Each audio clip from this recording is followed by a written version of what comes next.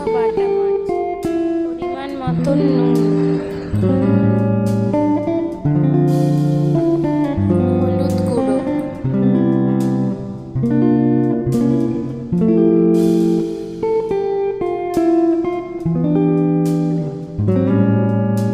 কড়াই গরম হলে সর্ষের তেল, নুন হলুদ মাখানো মাছ, ডালের বড়ি ভালো করে লাল লাল করে ভেজে নিয়ে তুলে নিতে হবে।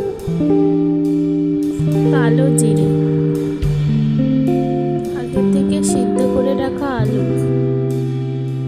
টমেটো কুচি, কাঁচা লঙ্কা,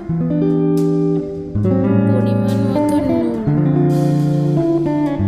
হলুদ গুঁড়ো, জিরে গুঁড়ো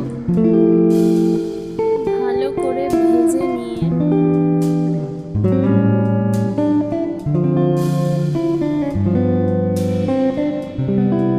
মশলা কষানো হয়ে গেলে পরিমাণ মতো